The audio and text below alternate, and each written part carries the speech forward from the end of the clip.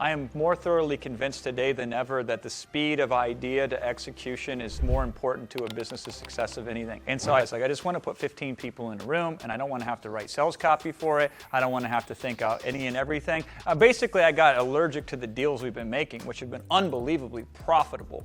Damn, are they complicated, right? 15 people need to be brought in on the thing. It needs to be run up and down compliance. I got SEC attorneys. I got FTC attorneys. You know, my attorneys have attorneys. And I'm like, I just want to do something where I can show up and not have to worry about the rest. And so this is one of those offers. Lesson to all of you, there's always a small percentage of your audience who will just say yes because you offer them something and they know just being around you is going to pay off for them. And so there's good, and there's strategic byproducts for this, and there's all kinds of other different things that go on with this as well. So here's the way I solve the traffic problem. It's a convoluted, backwards, silly way that I don't know how easy and replicable and useful this is to anybody else, but it's fundamentally how I've always solved the traffic problem, for better or worse, usually for better than worse, but nobody wants me to teach how to drive traffic, because this is how I drive traffic. I create an offer so good that other people want to promote it because they can't promote anything that makes them any more money than what they can promote for me. So 100% of my traffic comes from affiliates. That's how I drive traffic, by not driving any of it. So labors of division, right? And this is the interesting position I found myself in, which is one of the reasons is I just wanted to get out of it because it became Groundhog's Day for me.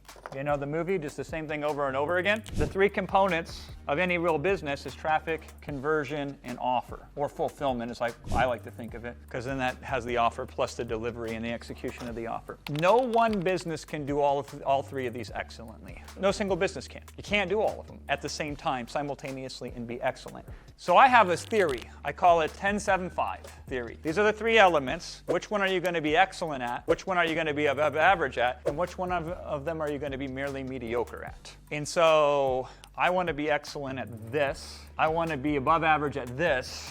And I want to be mediocre at this. But then over time, what happens is you say, listen, if this is me internally, how can I find somebody else who's a 10 out of this and combine them with somebody else who's a 10 out of this? So now we can take the best out of the best. Now what we ended up doing is we got really good at dealing with affiliates, a very specific subsegment of the traffic.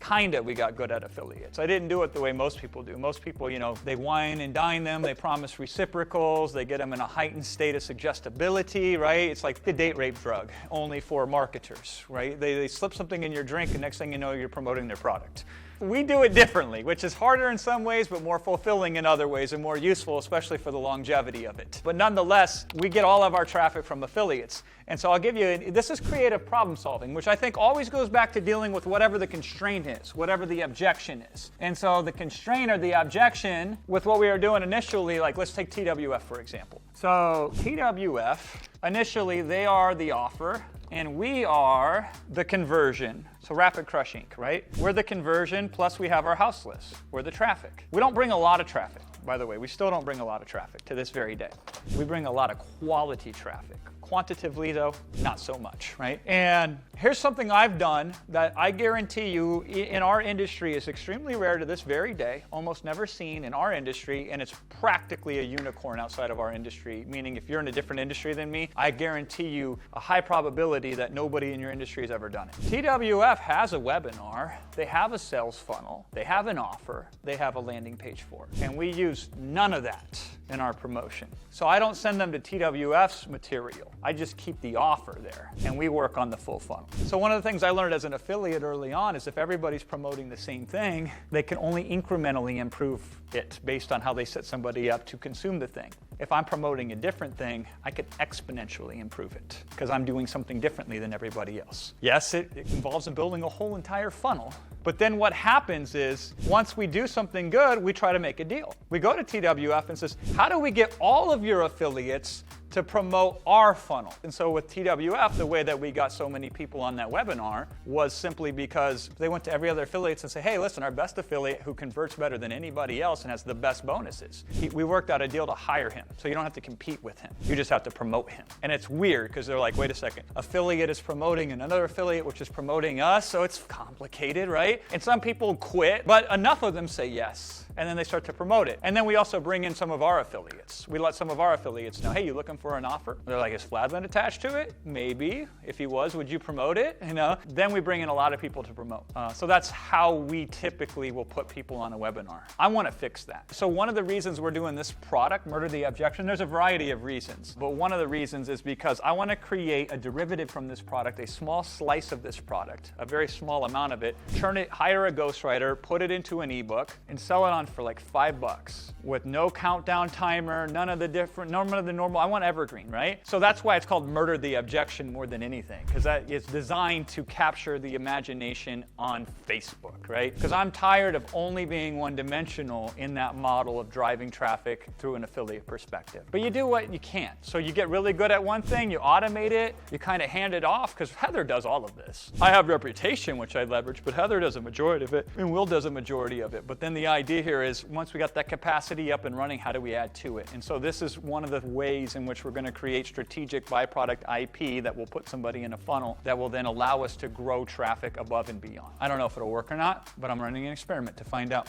But the short answer is you get traffic any way you possibly can. The strategic solution that I always asked, way above the tactical implementation, was who has my audience? Who already has them? I don't have to sell the audience. I got to sell the gatekeeper to the audience. That's all I have to do. Let me sell the gatekeeper to the audience. I used to do this back in the day where I say, listen, I'll sell your product to all the people who told you they wouldn't buy your product. Because what are you out? They already told you no. You can't lose. You can only win. Let me try to sell them. I just ask for a cut if I can do that. That's a can't miss offer. Powerful. Bonuses. Do you save the best for last? Good question by Paul before the break. I typically start with the best bonus and I save the second best bonus for last. Because it's like George Costanza theory of like when you hit a high note, just leave, right? But there are deviations to that. If my best bonus has an extra special component for people who only buy on the webinar, then I'll circle that back. And that's like the callback. Then that becomes the last one that we heighten it on. If I do save the best for last, which I do in certain situations, in certain scenarios, I continually remind them of that. So I say, I'm going to show you a bonus package. But before I do, I want you to know something. I've held the best for last. So even though you're going to see stuff and say, how can it be better than what he's showing me? Trust me, it will be. But before we get there, you need to see what I have for you now. And then you're halfway through the bonuses and you say, wow, we're only halfway through the bonuses. However, I still haven't shown you the best bonus yet. And then you continue to close and go on. But you're right, it's really important what order in which. By the way, the other order is, this is the approach to ClickFunnels, right? I said to Russell, I said, listen, selling the software is one thing, but giving the software away for free if they buy something else is a superior strategy. Because they couldn't make it profitable on a webinar. They were not making enough money. When they changed the webinar to, here's an hour and a half of this software, and guess what? Guess how much it cost? Nothing. When you buy this course over here, you get the software for free. That changed the whole delivery of the webinar. So sometimes selling the premium is the best strategy because you spend 60 minutes to then reveal that the bonus is the thing you were talking about. Now people will buy the course just to get the bonus. And the reason why that works in software specifically is because you again, 7 plus or minus 2. You focus on the software and they say, well, which tier should I buy? And what happens if I cancel it? And what happens if I go over usage? And yada, yada, yada, right? If you say, dude, we're just going to give you the highest tier. You can use it for 6 months. After 6 months, you can figure out if you want to continue to use it and what level you're going to be at. We'll take care of that later. But know this, if you don't buy it right away, you don't get it for free. And they're like, okay, now I'm going to focus on what really matters, not level of software. It's like, should I do this versus something else? Will I be able to do this? Do I have time to do this? What if I sell, a dog grooming product? Will it work for a dog grooming product? Will it work for a mouse? Will it work in a house? Will it work with socks? Will it work in a box? Yes, it will, Sam, I am. Green eggs and ham, right?